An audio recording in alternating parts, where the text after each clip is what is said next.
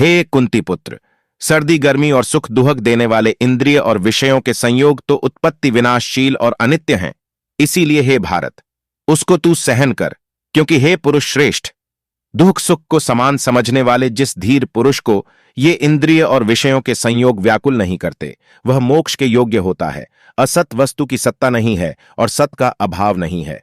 Vertical bar इस प्रकार तत्वज्ञानी पुरुषों द्वारा इन दोनों का ही तत्व देखा गया है। नाश रहित तो तू उसको जान, जिससे यह संपूर्ण जगत दृश्य वर्ग व्याप्त है। वर्टिकल बार इस अविनाशी का विनाश करने में भी कोई समर्थ नहीं है। नाश रहित तो तू उसको जान, जिससे यह संपूर्ण जगत दृश्य वर्ग व्याप्त है।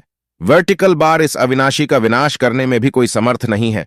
इस नाश रहित अप्रमेय नित्य स्वरूप जीवात्मा के ये सब शरीर नाशवान कहे गए हैं। वर्टिकल बार इसलिए, हे भरतवंशी अर्जुन, तू युद्ध कर। जो उस आत्मा को मारने वाला समझता है तथा जो इसको मरा मानता है, वे दोनों ही नहीं जानते, क्योंकि यह आत्मा वास्तव में न तो किसी को मारता है और न किसी के द्वारा मारा जाता है। यह आत्मा किसी काल में भी न तो जन्मता है और न मरता ही है, तथा न यह उत्पन्न होकर फिर होने वाला ही है, क्योंकि यह अजन्मा, नित्य, सनातन और पुरातन है। वर्टिकल बार शरीर के मारे जाने पर भी यह नहीं मारा जाता है। हे प्रथापुत्र अर्जुन, जो पुरुष इस आत्मा को नाश रहित, नित्य, अजन्मा और अव्यय जानता है, वह पुरुष कैसे किसको मरवाता है और कैसे किसको मारता है।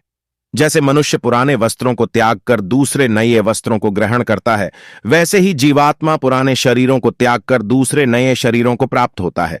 इस आत्मा को शस्त्र काट नहीं सकते, इसको आग जला नहीं सकती, इसको जल गला नहीं सकता और वायु सुखा नहीं सकती, क्योंकि यह आत्मा अच्छेद्य है। यह आत्मा अदाह्या, अक्लेद्य और निःसंदेह अशोष्य है, तथा यह आत्मा नित्य, सर्वव्यापी, अचल स्थिर रहने वाला और सनातन है। यह आत्मा अव्यक्त है, यह आत्मा अचिंत्य है और यह आत्मा विकार रहित कहा जाता है।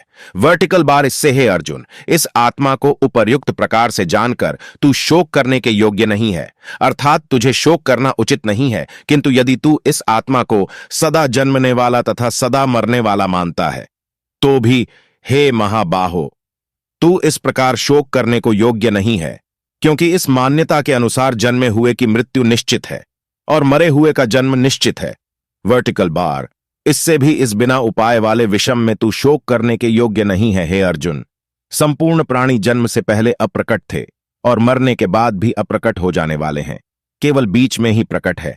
फिर ऐसी स्थिति में क्या शोक करना है।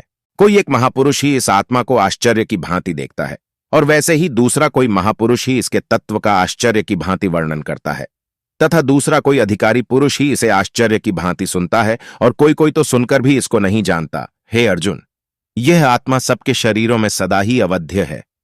वर्टिकल बार इस कारण संपूर्ण प्राणियों के लिए तू शोक करने के योग्य नहीं है, तथा अपने धर्म को देखकर भी तू भय करने योग्य नहीं है, अर्थात तुझे भय नहीं करना चाहिए, क्योंकि क्षत्रिय के लिए धर्मयुक्त युद्ध से बढ़कर